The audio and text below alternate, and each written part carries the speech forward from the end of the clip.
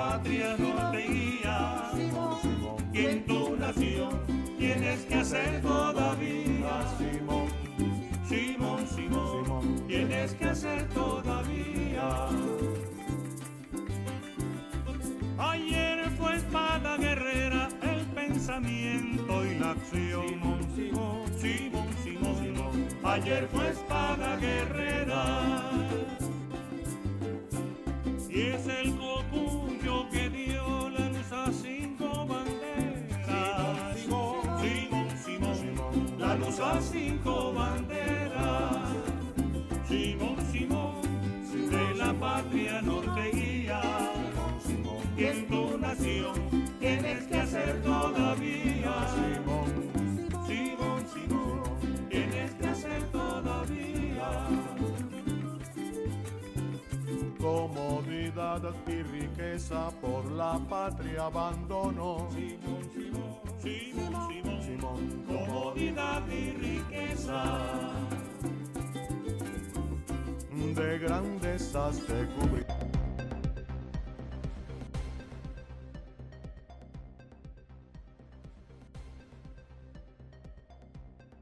Un saludo a todas y todos en esta fórmula perfecta que estamos en Unión Popular, Militar y Policial, alegres como siempre, y más aún este nuevo año que llegó con procesos electorales constitucionales, porque hay que seguir trabajando los temas hoy estratégicos y lo que es la alta política que tiene nuestro gobierno con la diplomacia bolivariana de paz, a pesar de la complejidad que tenemos, que son 1040 medidas coercitivas, unilaterales, pero está una diplomacia estratégica. Hoy contamos con nuestro doctor David Paravicini, estudioso del tema energético, del petróleo, porque Venezuela se pone con P de petróleo.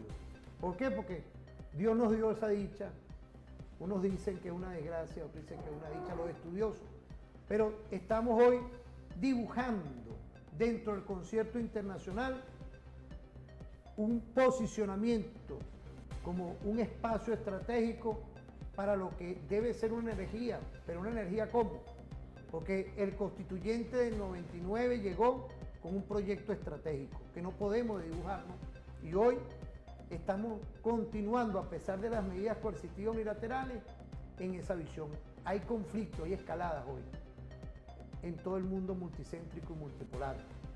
Está esa contención, un nuevo orden internacional, un viejo orden.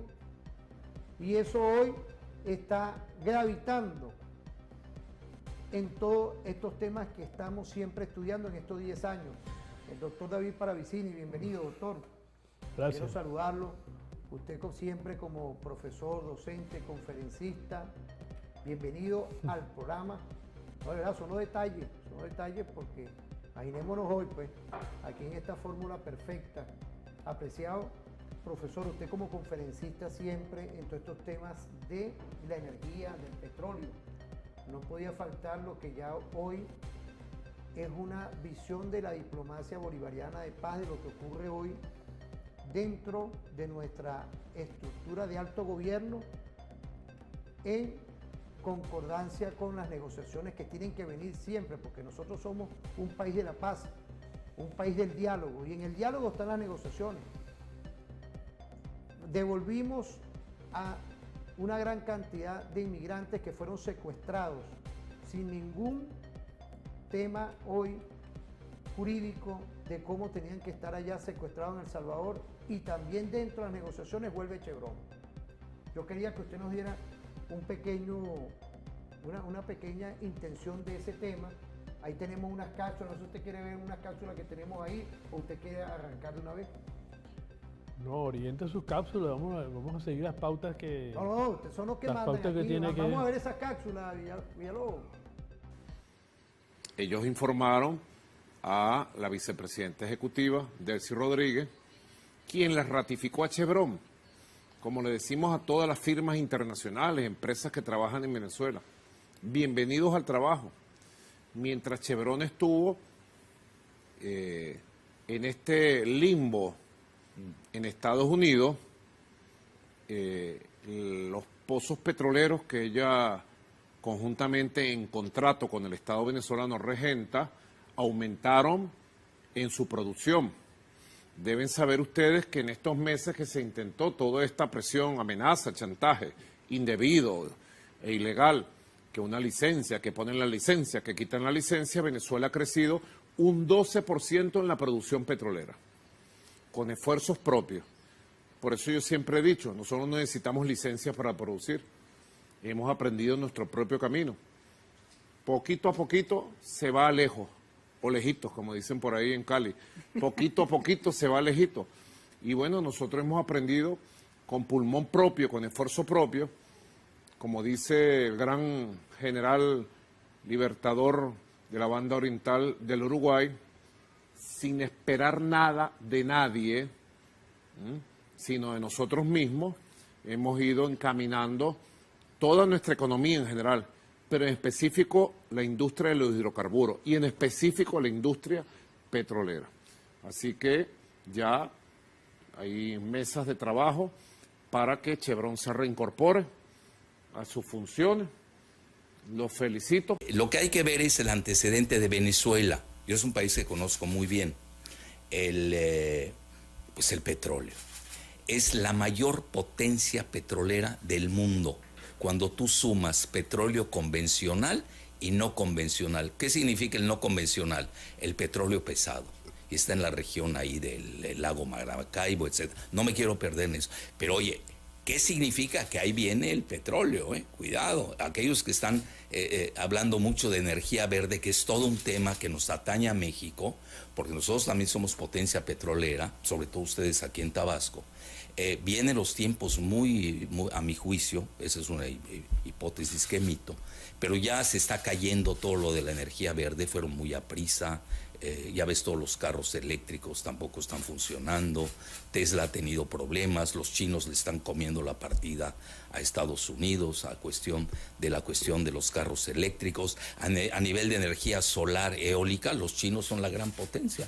Ya le ganaron a Europa y Estados Unidos. Entonces ya a Estados Unidos y a Europa no les conviene ya más el tema de la energía verde. Yo lo diría en términos más suaves, para que veas que vengo muy moderado, se pospuso.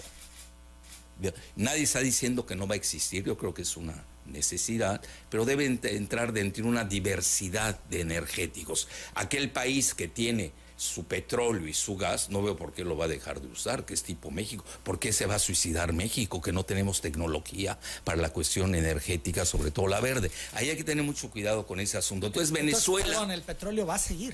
Sí, el petróleo. Y Venezuela es clave porque es, dices... La primera potencia petrolera del mundo. Tiene... Si tú sumas petróleo convencional, que ustedes extraen aquí, ¿no? El Olmeca, etcétera, más el pesado, que tiene mayor cantidad de azufre, tiene el primer lugar del mundo. Eso es lo que está en juego en Venezuela. Primer dato. Segundo dato histórico. Siempre fue el rancho de los Rockefeller. Siempre. Y hoy los Rockefeller pues, son el deep state de Estados Unidos. Rancho, no te dije fue un país, no. Era rancho de los Rockefeller. Y hoy... Esto es, mandaban, hacían y deshacían. Hacían y deshacían. Rancho, ya no daba para más, no era un país eso. Obviamente sabían lo del petróleo y ahí entra el Standard Oil, que hoy la sucesora es ExxonMobil, con la que hay problemas. ¿Por qué razón? Ya la habían dejado entrar, empezaron a dejarlo, Maduro les dio oportunidad de entrar. Y incluso hay problemas con Guyana, que es frontera con Venezuela, por esta provincia del Esequibo, que ya se metió Gran Bretaña, etc. Mira, se empieza a complicar la cuestión del petróleo. Estratégicamente, el petróleo para nosotros es importante y no podía faltar que usted nos diera una visión, empezando este segmento, de la Chevron, que tiene ciento y pico de años aquí. Te lo he dicho varias veces cuando he venido para acá, sobre el tema histórico, pero ¿qué podemos decir hoy, en el 2025, de esta realidad que se nos presenta? Bueno, un poco para reforzar esa idea que estás tú expresando, el tema de la estratégico que es para Venezuela el petróleo, pero como se decía, como uno aprendió en la escuela, uno tenía algún profesor, y viceversa. Y Venezuela es estratégico para el mundo, o sea, justamente por el petróleo. Y allí es importante dos concepciones que hay hoy sobre el tema energético. Pero desde el punto de vista histórico, esos 100 años que tiene Venezuela en exportación, el país productor exportador de petróleo, la importancia que tiene en este sentido es que es una visión desde el consumidor y no desde los productores. Hay un matiz, hay un giro que se da en el año 1960 con la creación de la OPEP, donde los países productores exportadores de petróleo pueden hacer una revolución dentro de lo que es el mercado y el comercio de crudo, de petróleo, y logran hacer esa asociación en 1960, que no llega a mostrar su potencia sino hasta el año 1973, 12 años más tarde, 13 años más tarde, por la circunstancia de una crisis energética global. Ojo, que no es una crisis de producción, sino una crisis de los límites que el desarrollo del capital había llegado por el peso justamente de los hidrocarburos en el tema de los mercados, por una parte, y las limitaciones en cuanto a los desarrollos tecnológicos que les permitieran una ampliación, un salto cualitativo en lo que tiene que ver la ciencia, la tecnología, los desarrollos tecnológicos y la ampliación del uso de petróleo. Recordemos, por ejemplo, que hasta 1970-73 el consumo mundial de petróleo rondaba los 60 millones de barriles diarios. Y en apenas 10 años, con los saltos tecnológicos, es decir, con la incorporación de nuevos procedimientos, procesos, no solamente de tecnología, sino además de gerencia, y de la forma de la aplicación de las nuevos avances científicos y tecnológicos, que entonces la producción de petróleo se aumentó, pero tremendamente. La producción de vehículos se fundamentó principalmente en la producción de vehículos y se convirtió en el motor para el desarrollo de nuevas potencias, como por el caso de Japón, que pasó a ser el primer productor de vehículos del mundo, cuando era el puesto y sin ningún tipo de competencia lo tenían los Estados Unidos. Este es el escenario que estamos viendo hoy, en una contradicción entre dos visiones sobre el tema del acceso a la energía. Un bloque que está integrado fundamentalmente por los BRICS y encabezado por China, en el cual también los países de petróleo, de la OPEP y la OPEP Plus, forman una parte fundamental, o sea, como sector de la área energética petrolera en sí misma. Son dos concepciones que además se confrontaron ahora últimamente, hace un mes, 15 días, cuando hubo el evento del seminario de la OPEP, y se esposaron los dos principios que sostiene la Asociación Internacional de Energía, donde habla de que hay un pico petrolero, que es decir, máximo consumo de petróleo, que se va a hacer el año 2026 o el 2030, y a partir de ahí viene una declinación de la demanda de petróleo, y la visión desde la OPEP Plus, donde habla que el horizonte del aumento de la demanda petrolera sobrepasa el año 2050, hablando inclusive ya de un horizonte de 130 millones de barriles diarios. Ahora, ¿en qué se fundamenta o cuál es la base teórica de esto? Es un fundamento que parte de llevarle la energía eléctrica a más de 1.000 millones de personas en el mundo que hoy no tienen acceso a la energía. Y la única energía que puede ser disponible para poder llevarla a esos sectores, a esos niveles, es la energía derivada de los hidrocarburos líquidos y gaseosos, que es la más económica.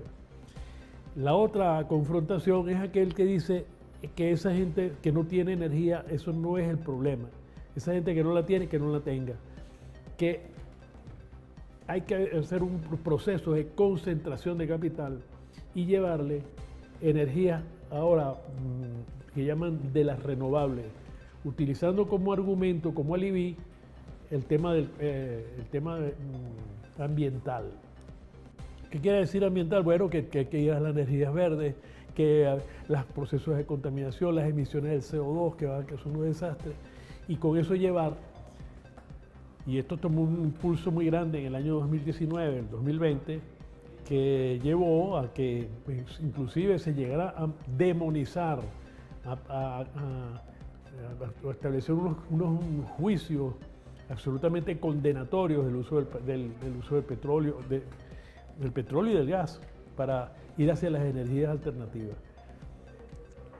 Siendo esto una falacia, como se demostró y la vicepresidenta Delcy Rodríguez en el seminario de la OPEP Plus lo explicó con toda claridad, donde hablaba que los 2 billones de dólares que se pensaba gastar en energías alternativas para el año 2030, para el año 2050, no resolvían ni el problema de la contaminación de las emisiones de CO2, ni resolvían el problema del acceso universal a la energía que como derechos humanos, porque hoy el acceso al agua, que es un derecho universal consagrado por lo obvio y lo evidente que es el agua para el ser humano, pero que la energía hoy es ese sentido. La ciudad, la concentración de las poblaciones ha llevado a que el tema de la disposición de agua, del acceso inclusive al agua, es un problema fundamentalmente energético.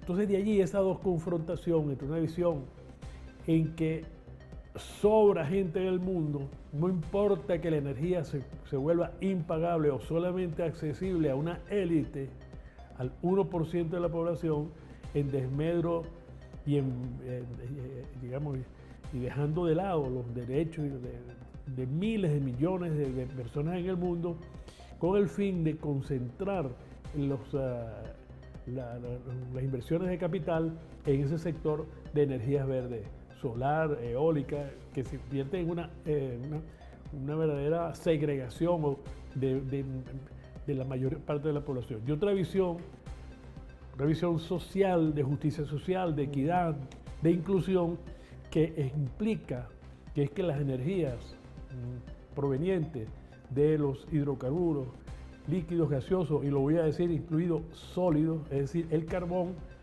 son fundamentales si queremos visualizar a quienes pretendemos, a quienes defendemos que el tema energético es un tema fundamentalmente de equilibrio, de justicia y de equidad. Si no tienes acceso a la energía, no tienes acceso a la salud, a la educación, a la comunicación, quedas absolutamente marginado de cualquier posibilidad de civilización. Es decir, que en este tema, del tema del petróleo y del tema del acceso a la energía, hay una confrontación fundamental dentro del propio sector del capital, puesto que hay países como Rusia que se apoya y defiende y se suma a esta posición de la utilización de todos los recursos que haya para garantizarle el acceso a la energía, a la población mundial en su conjunto. Son países capitalistas, excepto China, Venezuela, que son países socialistas, como países productores, exportadores de petróleo. Irán, recordemos, un país fundamentalista, un país con un sistema político confesional, pero su régimen de producción, su modo de producción capitalista. A excepción de China y Venezuela, el resto de los países son países con pensamiento dentro del sistema del capital, pero se anotan en el tema de la sensibilidad social y de la justicia. Es allí donde reside este tema, es de allí la fuerza que tiene Venezuela con su propuesta, porque la firmeza con la que desde el presidente Chávez y ahora el presidente Maduro se sostiene el tema, uno, el de la propiedad del recurso, dos, su vinculación a que el recurso tiene que estar incorporado a los intereses de los países productores exportadores, es decir, entre los OPEP Plus. Tres, con el surgimiento de una nueva agrupación de países en torno a la búsqueda de alternativas de las formas de asociación que busque el ganar, el beneficios mutuos, la no injerencia, el respeto a la integridad de los países, y que esto se expresa en una una asociación muy sólida, que son los BRICS, que están ampliados y que incluyen países con altas contradicciones, como el caso que tenemos de Egipto, que ha tenido oscilaciones, pero ha tenido un movimiento como pendular en cuanto al tema de su posición frente a los temas energéticos o los temas petroleros.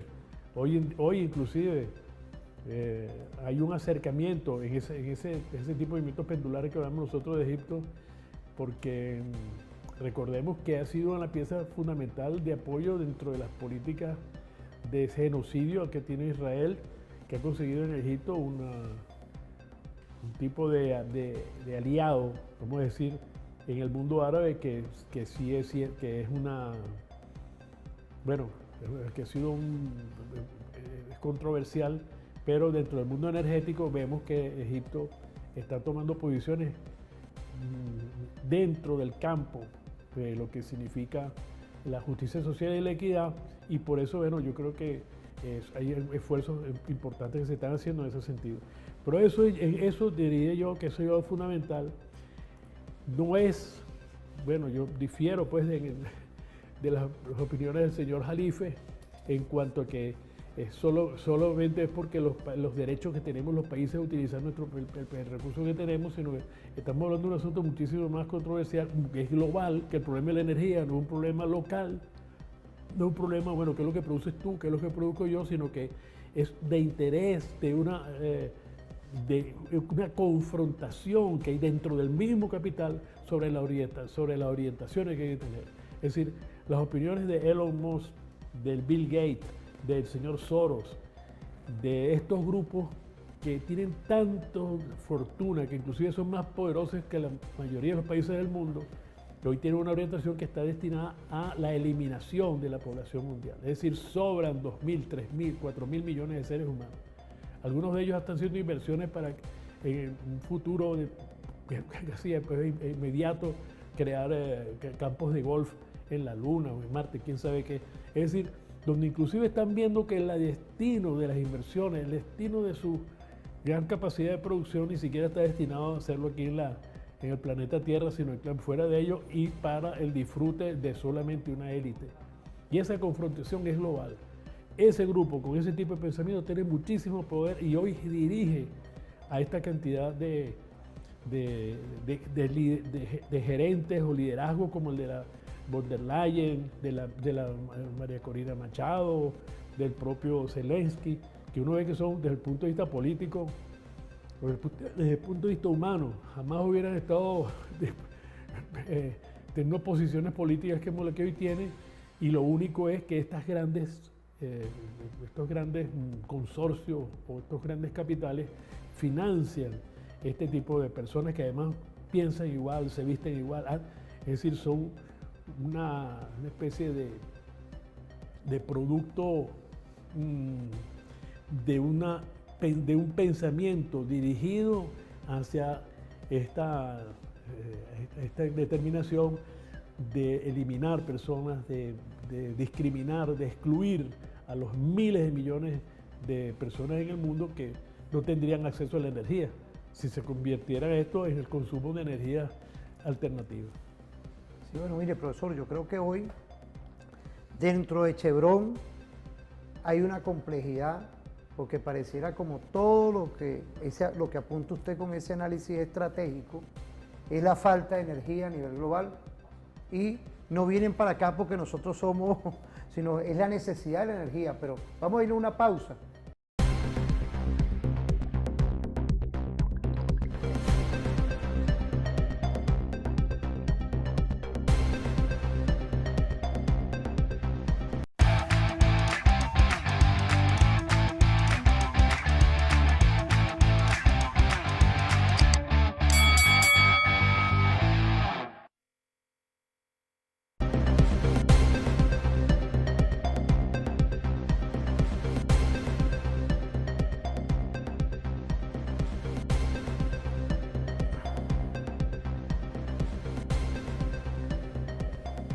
Volvemos otra vez. Quiero agradecerle a toda la audiencia que están activa al 0424-205-2704. Importante hoy de lo que es la energía.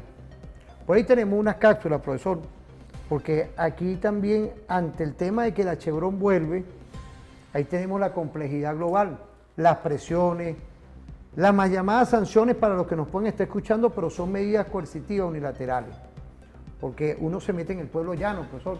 Por ahí nos estaban mandando siempre mensajes esos caminos reales. Imagínense dónde llega nuestra señal con la humildad del caso, con todo el sistema de cableras que hoy existen. Entonces uno tiene que también potabilizar también los términos. Entonces estas medidas coercitivas unilaterales no son de gratis. Usted nos dio una explicación perfecta del tema energético hoy, de las diferentes operaciones de lucha no armada que nos quieren aplicar con esas mal llamadas sanciones, bloqueos. Entonces hoy vemos cómo la diplomacia bolivariana de paz ha sido perfectamente hoy un esquema metodológico del que estamos llevando resultados, porque son tensiones, se van, viene, como dice el presidente Nicolás, ¿cuál es el que lleva, en definitiva, constitucionalmente la política exterior de nuestra República Bolivariana de Venezuela? Pues yo quería, ahí tenemos unas cápsulas, y a la vez lo que está pasando en este momento, que es la complejidad, que hay una lucha entre ese viejo orden internacional que lo lleva el señor Trump y otros gobiernos aliados de él, y un nuevo orden internacional que están haciendo, que se está consolidando y que es parte hoy de una visión de consolidar unas relaciones entre iguales, que no es nada más lo económico, lo energético, es nuestra cultura, nuestra identidad. Y ha sido una bandera estratégica siempre la Federación Rusa, China como aliado estratégico, Irán. Un saludo igualmente a ambas representaciones consulares, amigas y hermanos siempre, Vietnam igualmente. Entonces yo quería permitirme ver esas cápsulas para empezar esta vitrina, que tenemos un investigador, Nicolás, importante hoy, el doctor David Paravicini, es constituyente, da una formulación siempre presente de lo que hoy es el esquema estratégico de estudiar y de hacer política. Más, yo me atrevo a decir, esa ruta energética a los venezolanos, son términos, son políticas, que ahí están diseñadas por el profesor David Paravicini, pero vamos a ver esas cápsulas y venimos. Que con el retorno de migrantes, ya el auge del petróleo, la abundancia, la pobreza no se reparte, la riqueza se comparte. Exacto. ¿Quieres decir algo? No, pues justamente de tu última frase vamos con la siguiente pregunta, que es de Marco Jiménez. Pregunta: ¿realmente gana Venezuela explotando su petróleo si lleva años en decadencia? Gracias a Estados Unidos.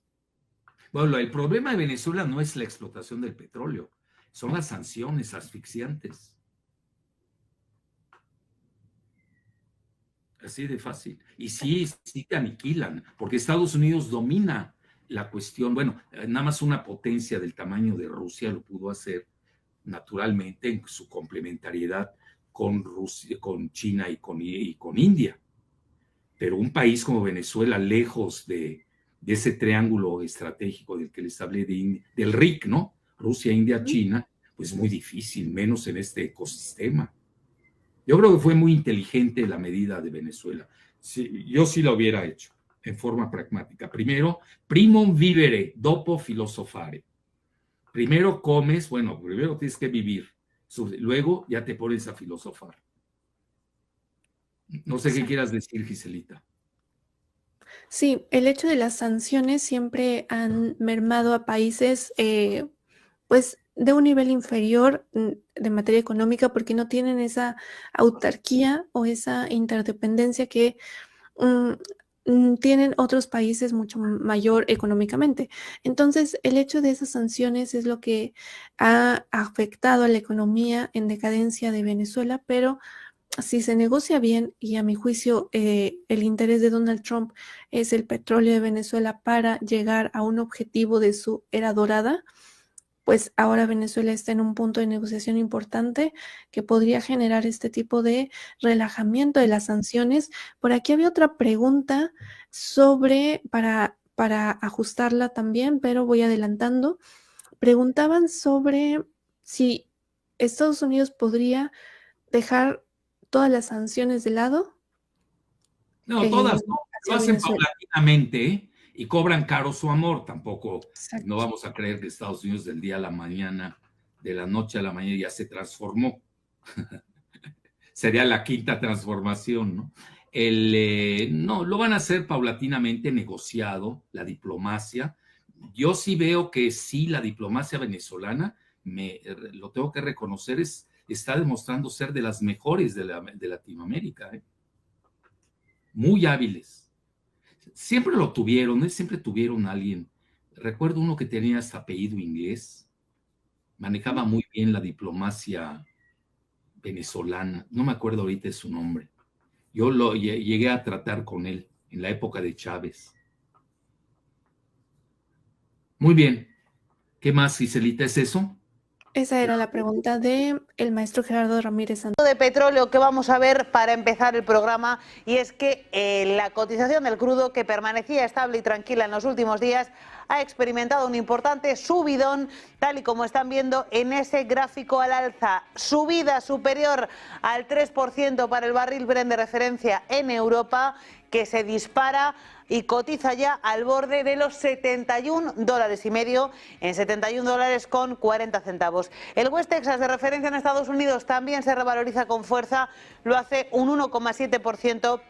En los $67,30, entre otras razones, porque el presidente de Estados Unidos, Donald Trump, en el marco de esa amenaza, de ese ultimátum que pone sobre la mesa contra el presidente ruso Vladimir Putin, incluye la posibilidad de que si Putin no responde o no responde como él quiere que lo haga, puede imponer sanciones que afectan precisamente, aranceles que afectarían a esos terceros países que comparten suministro energético petrolífero con Rusia. Países como es el caso de China. Y ahí es donde está el foco de atención puesto del mercado de petróleo, que, como les contamos, se dispara un 3% tras el ultimátum de Donald Trump a Rusia. Pendientes de esas informaciones de última hora, por supuesto, vamos a tomarle el pulso al mercado en una jornada en la que hay mucho que cotizar. Tenemos unos índices de renta variable norteamericanos que han empezado la sesión tranquilos y calmados, pero que poco a poco, a medida que aumentaba esa tensión... Fíjate, volvemos otra vez. Quiero agradecerle a todo el equipo aquí, porque no es casual hoy que la Chevron esté llegando nuevamente y esté esa tensión en Europa. Es decir, usted, como estudioso del tema energético, el petróleo es hoy parte del sistema de guerra que aplica ese viejo orden internacional. No, por supuesto, además. Pero es muy importante esto que estás resaltando tú, que es el carácter de la diplomacia, ¿no? Como la fórmula bolivariana.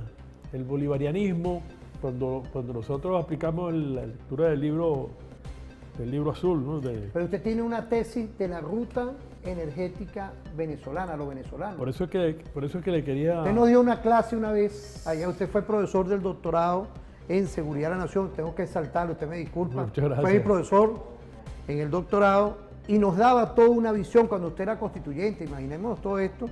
Es esa diplomacia, pero es esa estrategia de la ruta a los venezolanos. Sí, eso... Me disculpa que yo... No es importante, pero el dato histórico de la diplomacia y por qué hablamos de que es bolivariana. Esta diplomacia de la paz, que es una diplomacia bolivariana, porque Bolívar, a pesar de haber sido el comandante de una guerra contra el imperio más poderoso en su momento, era una guerra, hasta llegó a establecer lo que se llamó el decreto de guerra y muerte, que él mismo después recoge. Pero estoy diciendo esto para mostrar la violencia de esa guerra, que no sé si tiene algún paralelo en crímenes, quizás lo que está haciendo el genocidio de Netanyahu que practicaron los españoles aquí, es parecido pues a esto de Netanyahu. Pero en ese momento se establece por primera vez desde esa América que busca su liberación, el primer plan de una geopolítica, es decir, un objetivo estratégico territorial sobre todo el espacio. Esos objetivos eran la independencia de los países colonizadores y la libertad de los esclavos. Es decir, se convirtieron en dos motores de lo que fue la política, la estrategia, la geopolítica de este continente, con objetivos a lo interno, que todavía en este mismo siglo había esclavitud en Brasil, por ejemplo, todavía se encontraban, y hay quien dice que todavía en Brasil se consiguen ciertos signos de esclavitud. Hoy en día, a partir del presidente Chávez, y con el presidente Fidel Castro, se agrega al tema de la independencia, de la libertad, se agrega el tema energético, y por eso se funda como línea política, como línea geopolítica, el tema de Petrocaribe, Petroamérica. Es decir, la dependencia de la energía es tal y la indefensión de la mayoría de los países, sobre todo América Latina y el Caribe, con respecto al tema de los precios, que fundamentó una política de diplomacia de la paz con países que inclusive no tenían ninguna afinidad o estaban muy distantes, o por la fragmentación que tenemos entre los países en América Latina y el Caribe, pero que el petróleo consiguió reunirnos en esas dos o tres estructuras, Petrosur y Petrocaribe y Petroamérica. Esto es un punto de partida y que tiene que ver con el petróleo. Recordemos que en el año 2000, apenas empezando, firmándose el acuerdo energético de Caracas y la perspectiva de la fundación de Petrocaribe, Estados Unidos, el presidente George W. Bush lanzó aquella política que era de la energía, de dejar el petróleo de lado, porque iba a ser energía a partir del azúcar, el etanol, un etanol que iba a partir de la caña de azúcar, buscando, porque este tema de la guerra, de hacer que el petróleo no sea el elemento fundamental para la cuestión energética. Esto es un tema que viene es una batalla que hay dentro del propio capitalismo. No es es una batalla interna dentro del capital, el sistema imperialista y el nivel de desarrollo del capital que lo lleva a esto. Y es allí en donde este tema de la diplomacia tiene un papel fundamental, en el cual de nuevo coincidimos, o sea, en esta lucha en la cual Venezuela tiene un enorme camino recorrido, y por eso nuestra seguridad en cuanto a esta relación está más fundamentada, fundamentalmente está estructurada en esa diplomacia energética que tiene sus orígenes en el Libro Azul, tiene su origen en nuestro carácter bolivariano, bolivariano. No sé si se está oyendo.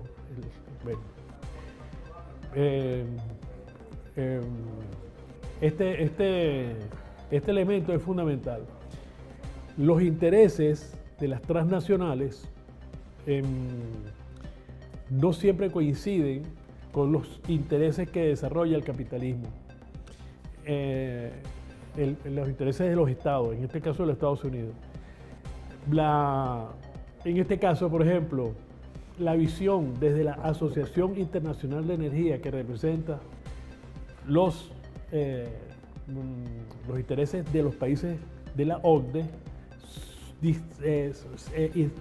se enfrentan a los intereses de las transnacionales petroleras. Fíjese, profesor, ahí yo creo que hay que tener un inciso, ¿no? De verdad que me gusta esa apreciación estratégica. En las imágenes que vimos anteriormente, yo creo que es importante, primero, la tesis que usted nos ha dado en toda esta perspectiva, que es el tema de la ruta energética, que yo siento lo importante de lo que es la diplomacia bolivariana de paz en el tema de la OPEC.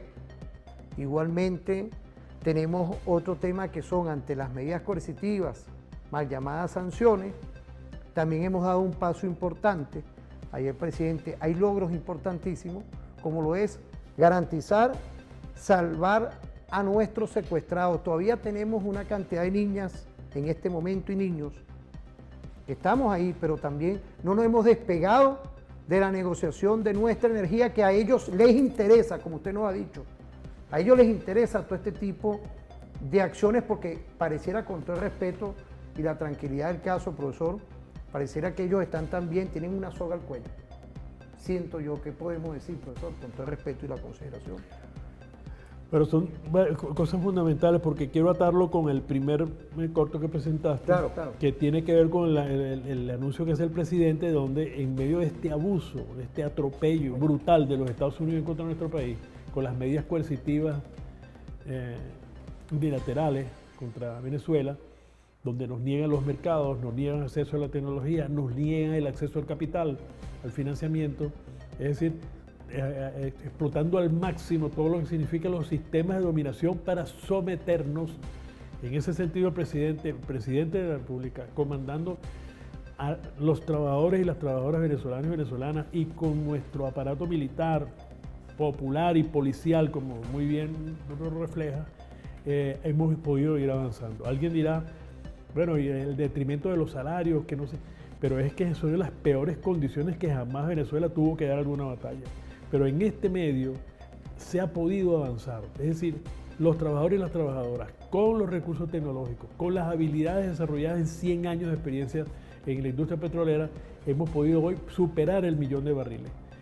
En medio de estas vicisitudes, que le quitan el permiso a la Chevron, que se lo dan, se lo quitan a una, a la otra, es decir, que son temas que están siendo manejados con su inteligencia, porque hay algún extremista de izquierda que podría decir, no, que hay que darle una patada a los Estados Unidos. El mejor mercado para nosotros vender nuestros productos es ese, es el que mejor nos paga, está más cerca, el que más dividendo nos da, de manera que en Estados Unidos hay unas infraestructuras que nos pertenecen a nosotros en Venezuela, que además son las que pueden, en manos de la revolución, pueden potenciar los ingresos nacionales. En manos de la Cuarta República, quiero decirles a aquellos que tienen la memoria corta, Citgo no aportó $1 a la economía nacional. En los 20 años que tuvo Citgo de la Cuarta República, en 1984, en el año 2000, 16 años, no aportó $1, no, todavía en el año 2002, casi los 20 años, porque la forma en que se administraba Citgo impedía, no solamente que impedía que llegara ni siquiera $1, no estoy hablando figurativamente, $1 no llegaba, pero además hubo 3 años seguidos que hubo que mandar dinero para poder equilibrarle los balances a Citgo porque eran deficitarios. Es decir, Citgo viene en manos de unas políticas energéticas, dentro de una diplomacia energética. Recordemos cómo el presidente Chávez utilizó producción de Citgo para llevárselo a los barrios pobres de Harlem y de barrios pobres, sobre todo en Nueva York. Es parte de la diplomacia energética, es parte del uso de nuestros recursos energéticos como una puerta de entrada al mundo. Esta circunstancia o esta situación de Venezuela utilizando su fuerza energética, su potencia de los trabajadores y las trabajadoras dentro de este esquema, la ampliación o la proyección que le dio el presidente Chávez al gas como tal. Recordemos que el primer intento de golpe de Estado, el primer paro petrolero fue en el mes de septiembre del año 2021, en octubre, que PDVSA Gas, en un proyecto que había desarrollado Lee Rodríguez para tener una empresa de gas autónoma, para que pudiera haber un desarrollo gasífero, bueno, provocó el primer paro dentro de PDVSA, que terminó con un paro en diciembre empresarial. Entonces, es muy importante en estos videos que se han estado mostrando y que están dándoles las pautas o la orientación a las cosas, a los temas que estamos conversando, es que esta ruta energética va desarrollándose en la medida que además se incorporan otros sectores al tema energético. Ya no solamente opinan sobre esto los grandes cuerpos, o sea, prácticamente era un tema exclusivo de PDVSA, ni siquiera el ministerio. Recordemos que otro de los objetivos de la Cuarta República fue destruir al Ministerio de Energía como tal, el Ministerio de Minas y Hidrocarburos, y que llegó al punto que tenga una minusvalía total, siendo que es el rol fundamental del ministerio, porque es el órgano de control, de orientación, el órgano rector en materia energética, y fue desplazado de su posición como parte de esa guerra interna y en la que hoy estamos inmersos, porque sigan quedando remanentes en esas estructuras, en los ministerios, esos ministerios, esas viejas orientaciones de tipo que nos retrotraen a los sistemas de dominación colonial. ¿Por qué no ser país petrolero? ¿Por qué querer diferenciarnos? Porque un país petrolero es como decir un país cacaotero, bananero, es decir, va a estar atado a un tema de una materia prima y no a una función muchísimo más integral, holística, como el tema energético, que por cierto que tenemos nosotros mismos en Venezuela que enfrentarnos a nuestros problemas de acceso a la energía. ¿Cómo podemos nosotros pensar que podemos tener una estabilidad, un horizonte amplio en materia energética cuando el acceso a la energía en Venezuela no está garantizado de una manera permanente, universal y de calidad? Que le diga, bueno, puedes mantener empresas, sobre todo en estados como el estado Zulia, que son el país que produce la mayor cantidad de petróleo, está vinculado a esa historia, y tiene unas deficiencias energéticas que son inconcebibles y digamos inaceptables, y pues tienen que ser asumidas dentro de una visión energética y no de una visión petrolera.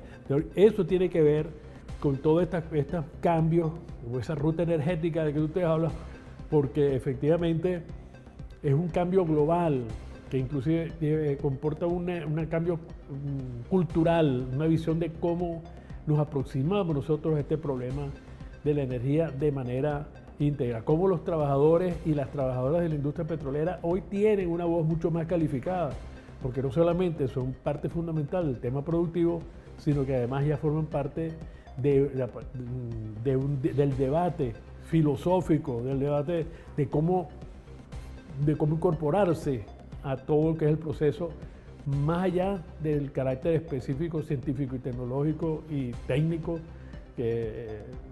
digamos, de prácticas productivas que tiene la industria. Y ha sido una demostración práctica porque han puesto vamos a decir, como decimos aquí en Venezuela, en términos populares, se han puesto la carne y el asador. Han estado ahí y están pasando en circunstancias que inimaginables para un trabajador petrolero en cuanto a su condición casi de una especie de aristocracia trabajadora con respecto al resto de los trabajadores y las trabajadoras de Venezuela. Entonces yo creo que esos son parte de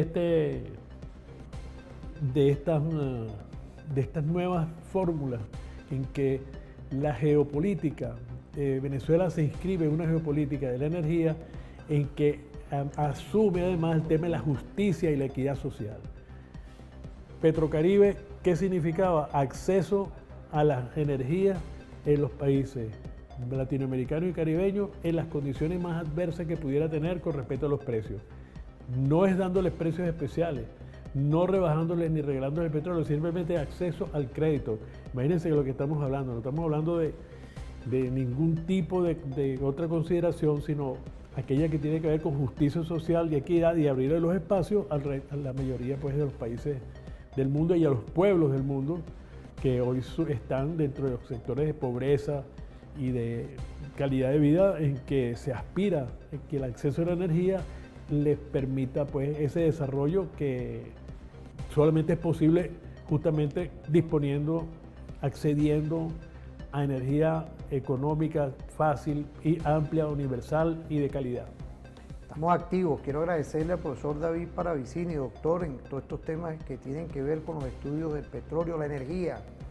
Quiero agradecerle a todos los mensajes que nos llegan. Vamos a ir a una pausa, profesor. Ahí tenemos otros temas controversiales. Monómero, lo está solicitando Colombia por el tema de fortalecer su política agraria de alimentación.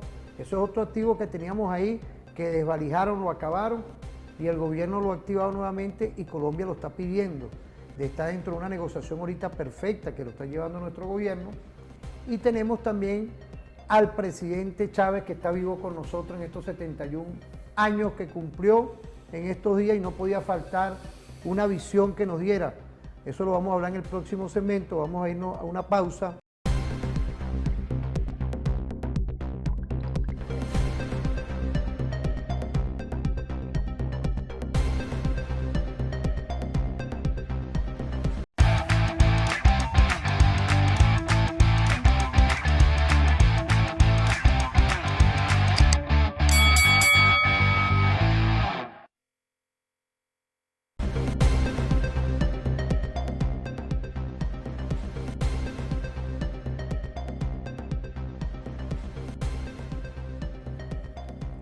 Volvemos, ¿vale? En esa visión estratégica de lo que hemos estado conversando, que es la energía.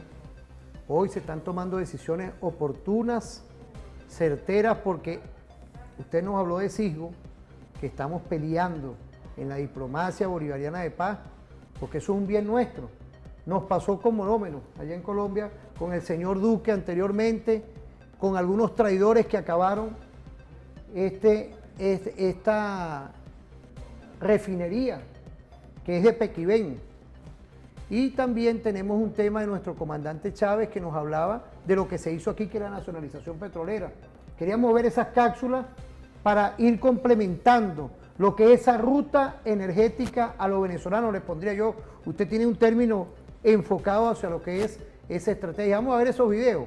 La Comunidad de Estados Latinoamericanos y Caribeños en materia de energía. Allí estuvo nuestro ministro de Energía Eléctrica, el vicepresidente de Gobierno para Obra Pública, Jorge Márquez, y tuvo la oportunidad de participar de la firma para ir acordando los términos y vender la empresa Monómeros al Estado colombiano.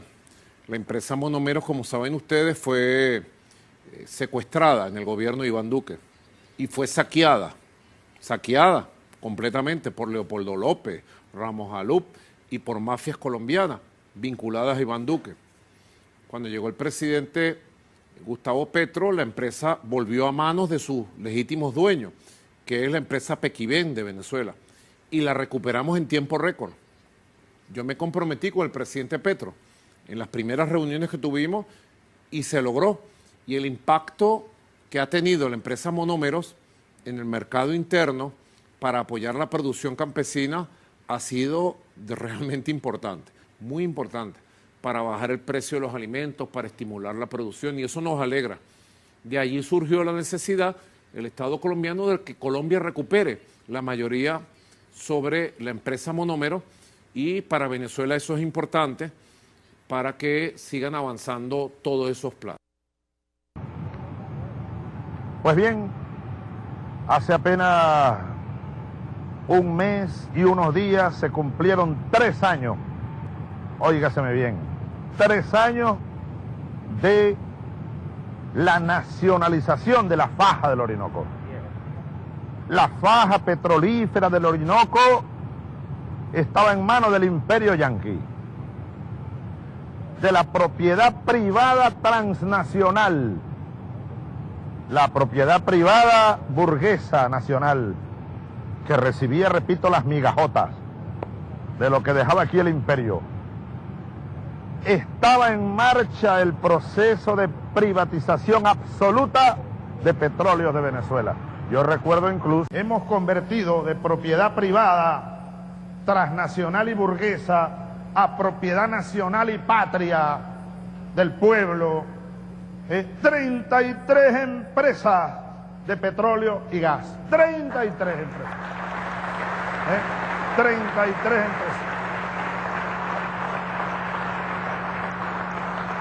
Bueno, aquí estamos solo en una de ellas, lo que hoy se llama Petro Anzoátegui.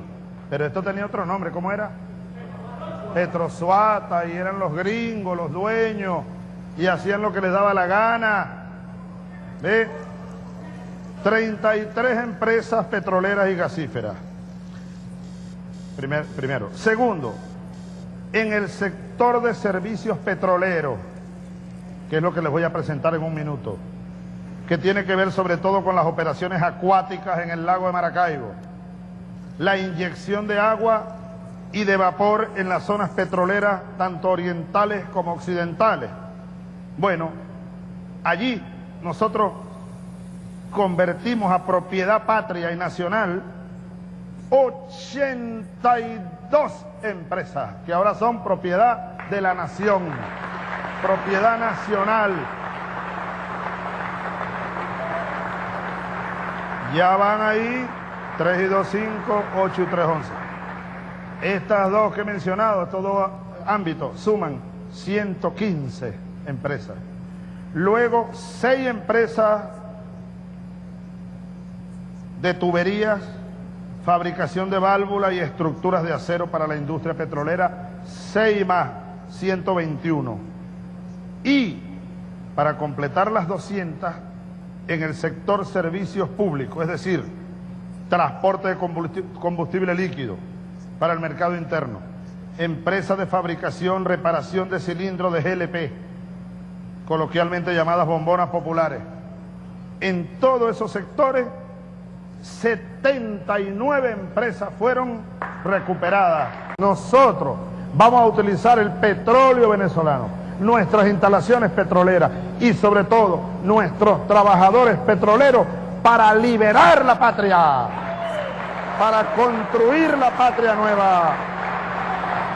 Muy bien. Volvemos otra vez porque es importante todo esto, ya que dentro de todo este contexto está hoy una decisión oportuna y yo siento que hay que apoyarla como el tema en lo personal, el tema de monómetro, porque nosotros no podemos seguir teniendo extraterritorialmente empresas que viene esta guerra sin cuartel que hay hoy por la energía y resulta que el que pierde es la República. Ahí tenemos una diplomacia ahorita consigo, una estrategia perfecta que hoy ejecuta nuestra empresa PDVSA por recuperar algo que es nuestro. Y por otro lado, la visión de nuestro comandante Chávez, que continúa Nicolás Maduro Moro en un ejercicio permanente por la soberanía y como usted lo dijo en el primer segmento, que no podíamos faltar, que hemos ya aumentado ante las medidas coercitivas, ante el bloqueo, mal llamado bloqueo, ya estamos en 1 millón de extracción de barriles nosotros mismos. ¿Qué podemos decir de todo esto, profesor? Pero yo felicito el criterio con el que seleccionaste estos. Muy agradecido a usted como doctor y experto petrolero y energético. Estos segmentos o estos cortos que están allí porque tenemos los venezolanos y las venezolanas la obligación de entender la complejidad de este asunto. Pero fíjate las paradojas. Se hace sisgo, entonces alguien de sentido común, vamos a decir entre comillas, ¿cómo va a ser malo que tengamos unas refinerías en Estados Unidos? ¿Verdad? O cómo va a ser malo que tengamos una empresa como Monómero, o las refinerías que teníamos en Alemania. Sí. Teníamos una refinería, una capacidad de refinación, pero cuando usted ve en que el medio, o en medio de qué tipo de control de las políticas mundiales están estas inversiones, no era más que fue un robo que nos hicieron. Es decir, con dinero venezolano, formaron unas empresas que estaban en quiebra en los Estados Unidos, reflotan las empresas, salvan la distribución de combustibles en los Estados Unidos, pero a Venezuela, el país dueño, al país que puso el dinero, miles de millones de dólares, 8.000 millones de dólares por lo bajito, Venezuela no recibió hasta que llegó el presidente Chávez y comenzó esta política que hoy anuncio, hoy se hace evidente en estos cortos, empieza la recuperación de estos activos.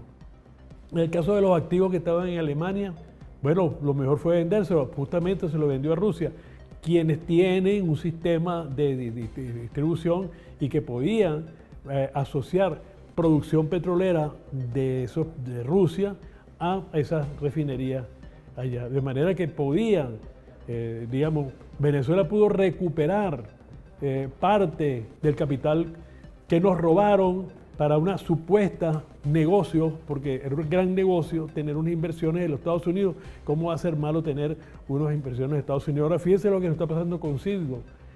Cuando países con esas políticas, como son políticas imperiales, en un momento en que están perdiendo el control de los mercados, el control de precios y el control de mercados mundiales energéticos, y entonces deciden aplicarles medidas coercitivas a Venezuela y nos roban la empresa, nos roban Citgo, reconoce un gobierno paralelo, instala una directiva paralela allá y estamos en la misma situación. Venezuela con 12.000 millones de dólares invertidos en ese país, que producen más de 20.000 millones de dólares al año en beneficio, no nos toca nada porque eso ahora se lo roban antes ellos, cuando quedó en manos de Venezuela, y ahora tienen una directiva todavía ahí que le responde hoy, no se sabía quién, porque ya no es Guaidó, pues no sé si es la muchacha que quedó presidenta ahí de la Asamblea Legislativa del año 2015, que no me acuerdo ahorita cómo se llama, Dinora Figuera, es la nueva dueña de Citgo.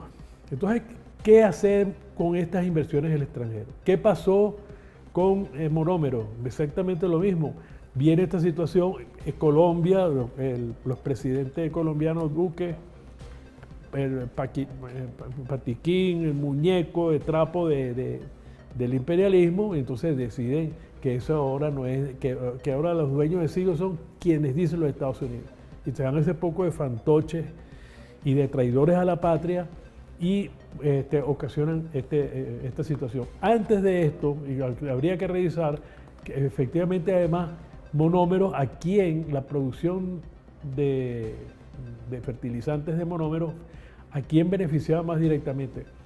Yo no creo que hay ningún problema si fuese una política colombiana, de la Gran Colombia o de países hermanos, que esta empresa Monómeros le diera apoyo o respaldo a la producción agrícola colombiana, puesto que hay una relación muy intensa de intercambio en estos productos, de productos agrícolas con Colombia y Venezuela, aunque los beneficios estuviesen quedándose en Colombia, pero en las relaciones ahora que se convirtieron en un sistema de agravio, de ataque, parte de la guerra contra nuestro país, y que además esto no ha cambiado del todo. O sea, la situación colombiana que está por definirse, la cantidad de cosas que están pasando allí. Afortunadamente condenaron a Uribe ahora últimamente, pero la situación de ataque contra el presidente Petro sigue siendo brutal y de manera internacional. Entonces, nuestros activos en una materia productiva como el caso de Monómero, no necesariamente por tener esa inversión afuera, eso significa una verdadera ventaja cuando no hay claridad o por el contrario, no tenemos la fuerza suficiente como Estado para defender esos activos. O sea, ¿cómo es posible que, ojo, no estoy hablando de una debilidad particular de Venezuela? Recordemos que Rusia, que es un país con armamento atómico, tiene 300.000 millones de dólares secuestrados por este capital. Entonces tenemos que tener una visión muchísimo más amplia sobre esto.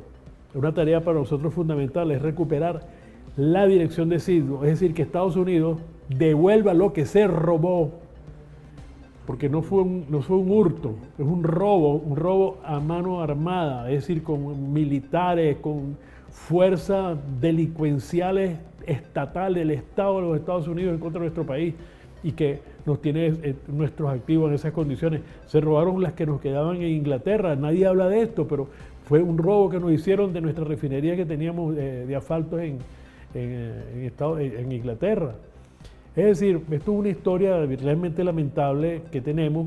Hay un expediente que creo que en más de una oportunidad se lo plantea a Diosdado Cabello en la Asamblea Nacional Constituyente, que tenía que haber un juicio político sobre toda la gestión de Rafael Ramírez, que fue donde todas estas cosas se consolidaron y se hicieron,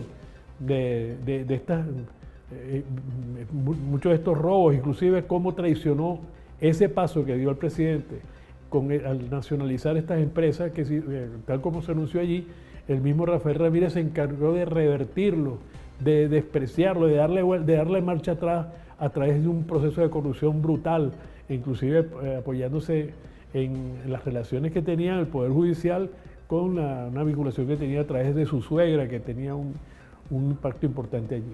Entonces yo creo que hay unas cuentas pendientes que saldar desde el punto de vista legal, desde el punto de vista de los responsables de estos despojos o de estas marchas atrás que se han dado en cuanto a estas privatizaciones que se hicieron en su momento, y la construcción de unas nuevas formas de propiedad en la que incorporan a través de proposiciones que se aprobaron en la Asamblea Nacional Constituyente del año 2017 al 2020, que incluye los consejos productivos de trabajadores y trabajadoras que asumen la responsabilidad total de los procesos productivos y le da un nuevo carácter, una evolución, un proyecto, un salto, yo diría cualitativo, de no solamente el pasar al Estado como tal, como propiedad de empresas del Estado, a estas empresas que se nacionalizaron en su momento, sino ahora darle un carácter más social, donde con la nueva ocupación territorial, a través del Estado comunal que se anuncia en la nueva propuesta sobre la reforma constitucional y las nuevas formas de organización de los trabajadores y las trabajadoras para asumir los procesos productivos. Yo creo que es el reto fundamental que se está planteando en este momento y que hay trabajadores y trabajadoras organizados, ojo, que no es la organización sindical como tal, sino que son formas de organización con otro propósito, como es el que se expresa dentro de lo que se llama los consejos productivos de trabajadores y trabajadoras, que tienen que subir el proceso productivo en su conjunto, de manera global, sin despreciar el capital, porque la inversión de capital tiene que estar solo, que como se dice en los términos técnicos o de la ciencia política, económica, que lo llaman la subsunción del sector capital al trabajo y que le permita entonces desarrollar la fuerza productiva, la satisfacción de las necesidades y la demanda de bienes y de servicios de la humanidad. En el caso nuestro del petróleo, el gas y de nuestras demás otras explotaciones, digamos, mineras o primarias, el sector primario, que también estarían, por su magnitud, tenían que estar vinculadas con los planes de llevar a Venezuela, al estado de vida, de la calidad de vida de los venezolanos y las venezolanas, a niveles pues de unas condiciones mínimas de acceso al gas, el agua, a los servicios, al empleo y a la producción agrícola, a apoyar los proyectos que son fundamentales, como es de la seguridad y la soberanía agroalimentaria, el desarrollo científico-tecnológico, las capacidades para el desarrollo en la parte que tiene que ver ahora con el tema de las comunicaciones. De manera que en ese punto yo creo que es fundamental estos cortos, digamos que pasaste allí, los dos casos, tanto el de monómeros, porque es un planteamiento político. No es que si monómero produce o no fertilizante, pero después de todo, pero ¿qué poder tiene? ¿Hasta dónde llega el poder del Estado venezolano para poder decir qué es lo que va a hacer monómero y qué no? Para poder impedir que Citgo en un momento determinado, en un estado de locura del imperialismo en contra de nuestro país por el tema energético global y querer someternos a sus designios, y entonces nos arrebatan y nos quedamos con 12.000 millones, porque digamos, esos son activos, pero esos son activos que tú no puedes liquidar. Es más, es un activo que es impensable, de manera impensable nos pueden robar. Es un asalto que nos han hecho y nos han quitado bueno, estamos en esta circunstancia dando esa batalla, ¿no? Oye, le agradezco todo este análisis porque con profundidad, más allá de las cápsulas que nosotros ponemos con el profesor Alife, me interesa es la apreciación de nuestros invitados. Y por supuesto, tenemos que poner aquí, que es un programa especial siempre, llevando el enfoque, la ruta de nuestro gobierno, Nicolás, y por supuesto a Chávez. Esa visión estratégica, y usted que nos da toda una visión holística de su investigación, porque hay que decirlo, sé que el profesor, el doctor Paravicini es humilde en el caso, pero son investigaciones, inclusive parte de lo que se hizo en la constituyente, la ley antibloqueo, lo trabajaron ustedes en la comisión. No, claro que sí. ¿Por qué se hizo esto? ¿Por qué Nicolás manda hacer la constituyente y en el ejercicio que votamos todos? Por esta guerra que había, tanto una lucha en la calle como también todo esto que se está operacionalizando, que hoy lo estamos neutralizando. Usted fue parte, usted creo que era el director de la Comisión de Economía. De la subcomisión de Energía y Petróleo y Gas. Bueno, todavía me recuerdo. Usted vino para acá, tuvimos la dicha, y como la tenemos y la vamos a tener siempre, de esa visión geoestratégica del doctor David Paravicini. Vamos a irnos a una pausa.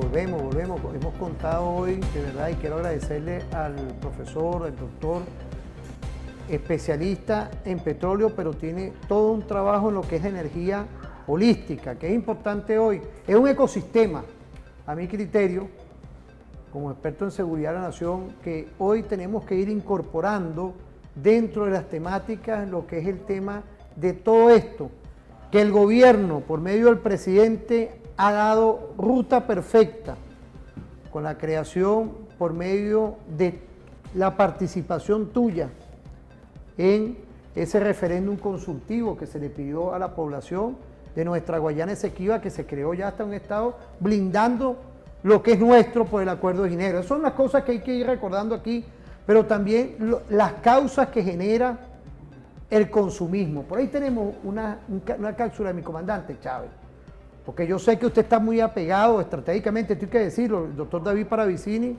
como docente y como potencial estratega en estos estudios, siempre nos llevó y nos lleva a lo que es el tema geoenergético.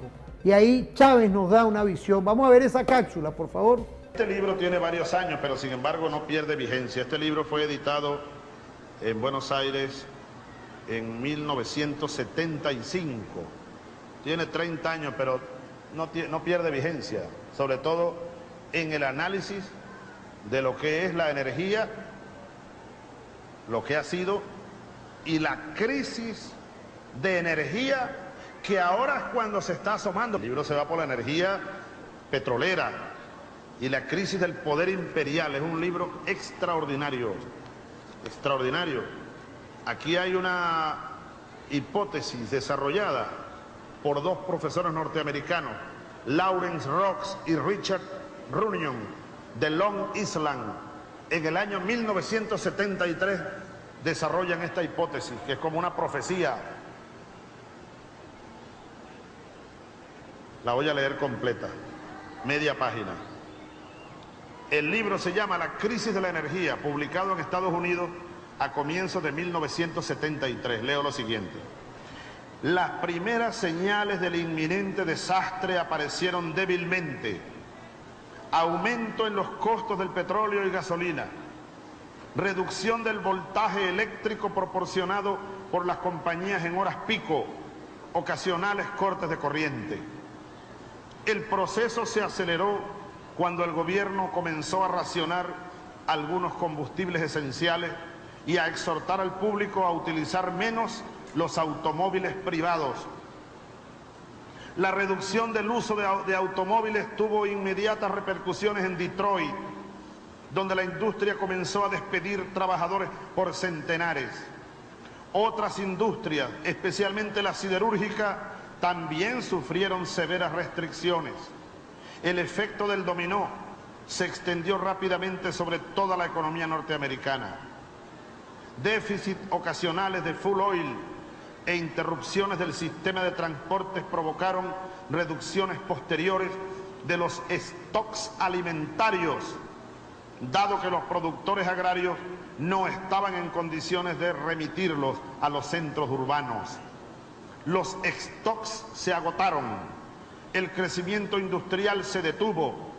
El gobierno, en un intento por evitar el colapso de la economía nacional, impuso severos controles de precios, ingresos y ganancias.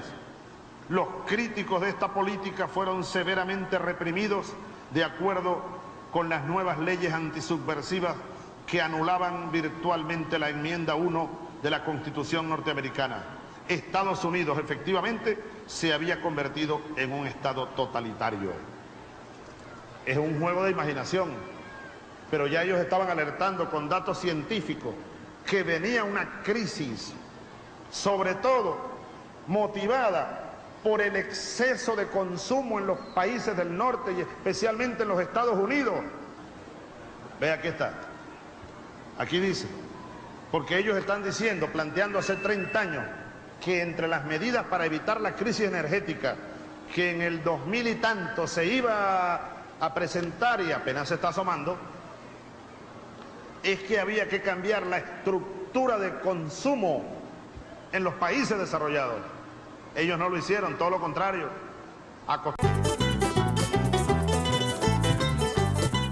2007. Hemos instalado en Venezuela, junto con esa bandera que flamea al viento, la plena soberanía petrolera.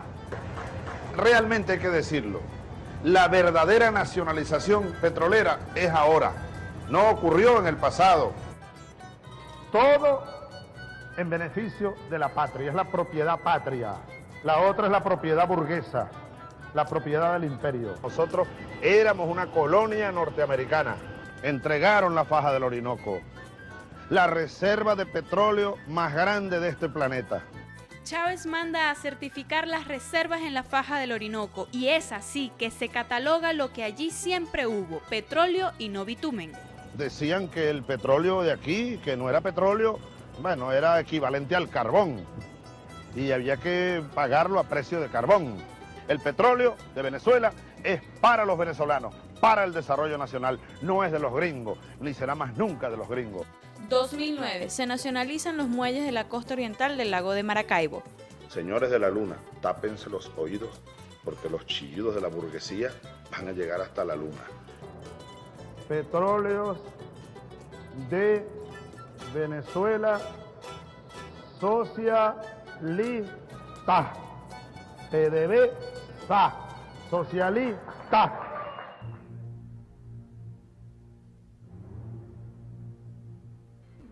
¿Qué podemos decir de todo esto, profesor? Pero bueno, te digo que es una buena remembranza que estás trayendo aquí. No, profesor, fue gracias a usted porque usted Sí. como profesor, como buen ponente y docente, nos ha dado también una visión de alto calibre. Quiero felicitarlo a usted por el programa y por esta clase que le está dando a la Venezuela de hoy.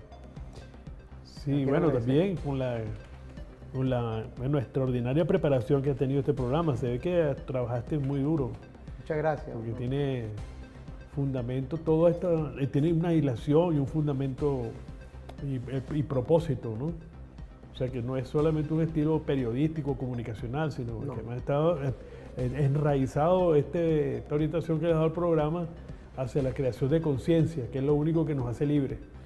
Y es crear conciencia, es traer estos elementos que nos ayuden a entender además el proceso global, mundial, donde hay una la mayoría de los pueblos del mundo luchan por su independencia. Liberarse de los sistemas de dominación que impiden que los países puedan aspirar a ser desarrollados, a salir del subdesarrollo, a salir de la dependencia económica. Y eso es una batalla que tiene que ver en el acceso a los mercados internacional, al acceso a la ciencia y la tecnología, al acceso a los recursos financieros.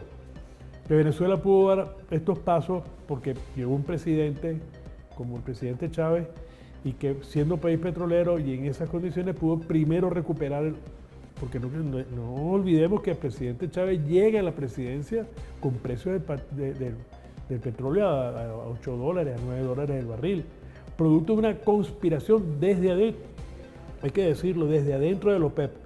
Arabia Saudita con Venezuela encabezaron una batalla por abaratar los precios del petróleo. Aquí llegó a haber un presidente de PDVSA, un vendedor de válvulas que Carlos Andrés Pérez lo puso de presidente de la PDVSA en ese momento. Sosa Pietri, dueño de una empresa de válvulas, era empresa de válvula petrolera y lo puso presidente de PDVSA, que decía que era preferible vender 20 millones de barriles a $2 que 2 millones de barriles a $20. Ese era su objetivo como presidente de PDVSA y que dirigía después de todo también las políticas que se iban hacia la OPEP y llegaron a tener un relativo éxito. Arabia Saudita inundó el mercado de petróleo, Venezuela llegó a unos sistemas de sobreproducción por encima de cualquier consideración, produciendo deliberadamente una caída de los precios de petróleo con una sobreproducción. De manera que recuperar la industria, estimular a sus trabajadores, que no hemos hablado de esto de manera, hemos venido refiriéndolo, pero que es el punto fundamental. La clase trabajadora. Desde el trabajo, porque tenemos en cuenta es que también PDVSA y el ministerio han sido manejados por unas élites burocráticas, tecnocráticas, de partido y que no han dado el resultado que se ha querido. Inclusive estamos hablando dentro del proceso de la revolución. Es decir, cómo hay que buscar fórmula, la fórmula de que sea el trabajo el que dirija el proceso, que los sectores de la burocracia, tanto del partido como las burocracias, las tecnocráticas o las tecnoburocracias, que tiene que haber un cambio, porque lo que hemos visto, no solamente con respecto a Venezuela, sino además con empresas en el mundo, que los intereses que al final se defienden son los intereses corporativos y no obedecen a estos intereses tanto de los desarrollos nacionales como de su vinculación con procesos de justicia social y de equidad mundial, que son objetivos que dentro de lo que es la diplomacia bolivariana, dentro de lo que es los objetivos del socialismo del siglo XXI que están planteados en el país, son objetivos fundamentales y que la burocracia o los distintos tipos de burocracia no han sabido resolverlo. Y creo que es un compromiso que tenemos con este esfuerzo gigantesco que hizo el presidente Chávez en su momento de utilizar los recursos, porque esto costó muchísimo dinero. Inclusive la avaricia, la codicia y la prepotencia de grandes transnacionales como la Exxon y la ConocoPhillips, que en su momento además querían explotarnos adicionalmente de los recursos que se les pagaron en esos procesos de nacionalización, como dijo el presidente Chávez. De todas maneras querían entonces que se les pagara a precio de mercado, creando conflictos que todavía estamos arrastrando y que con base a esas consideraciones de estas transnacionales fue que aplicaron los conceptos estos que tienen los tribunales de los Estados Unidos para expropiarnos, robarnos así, la famosa teoría del alter ego, que además la hizo un venezolano, la propuso fue un venezolano, para más vergüenza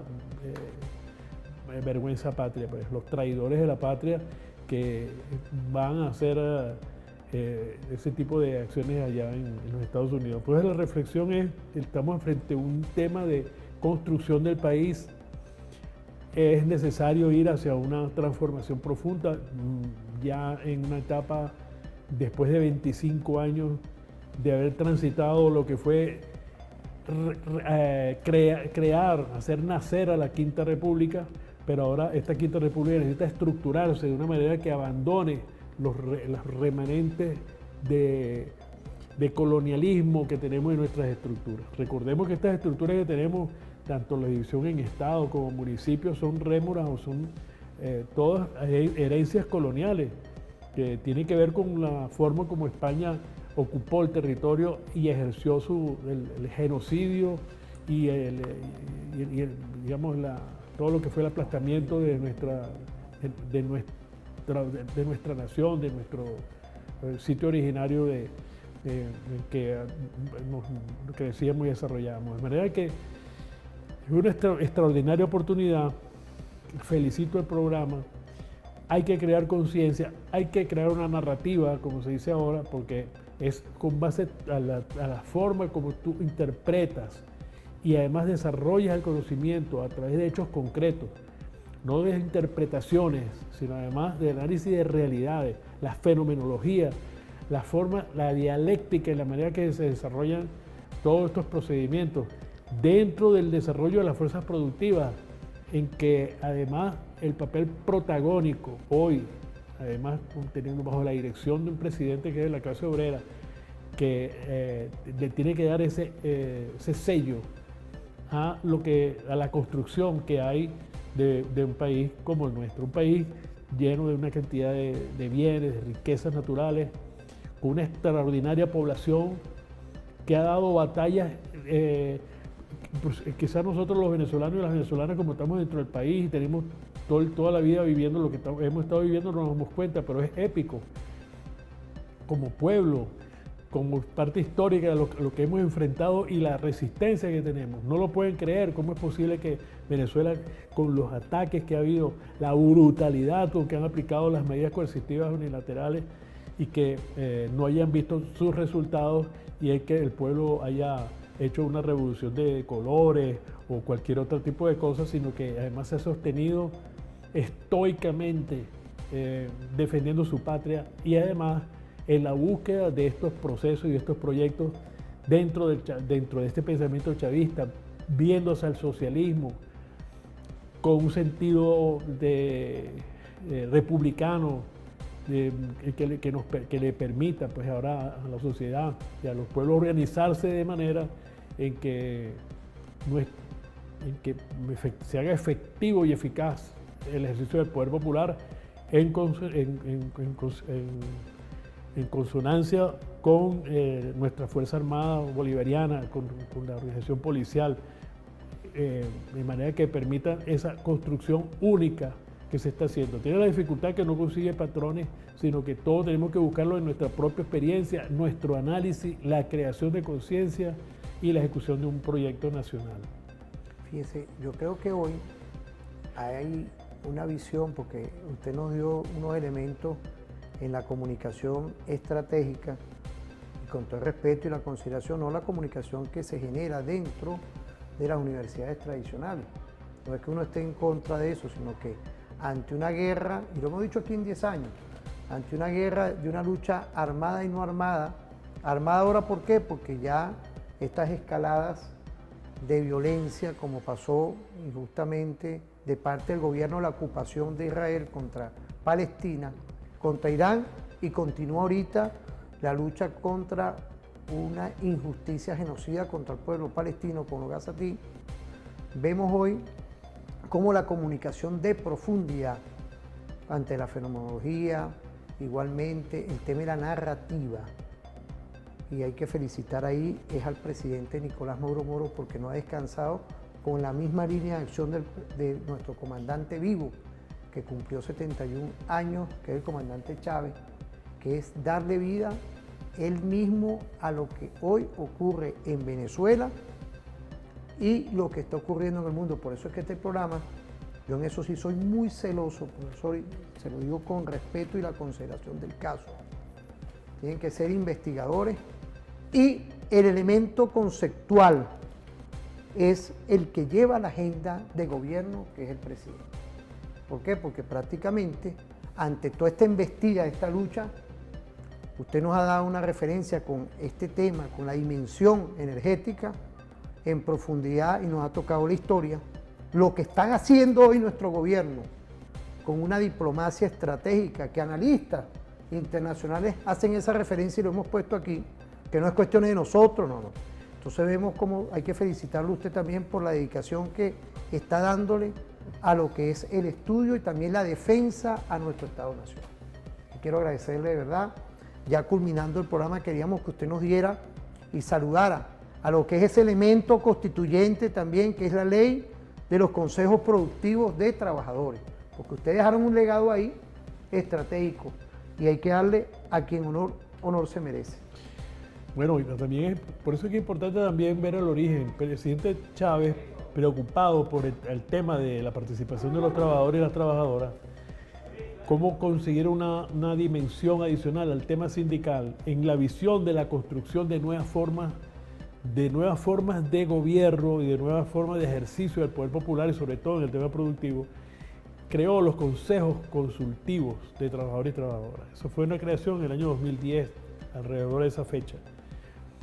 El presidente Maduro, 5 años más tarde, ya empieza, por cierto, que estaba con Aristóbulo Isturiz de vicepresidente, crean la idea de los consejos productivos de trabajadores y trabajadoras, sobre todo para resolver el problema del sabotaje que se empezó a crear, sobre todo en materia de, ¿cómo se llama?, de artículos del hogar, de artículos de limpieza, o sea, que empezó a haber un sabotaje con respecto a esto, el tema de la producción en ciertas áreas, y comenzó un esfuerzo gigantesco de crear los motores productivos creo que fueron 11 o 12 motores productivos que se formaron ese año 2015-2016, y luego el desarrollo de esta tesis de los consejos productivos de trabajadores y trabajadoras, que luego en la Asamblea Nacional Constituyente le dimos rango de ley constituyente.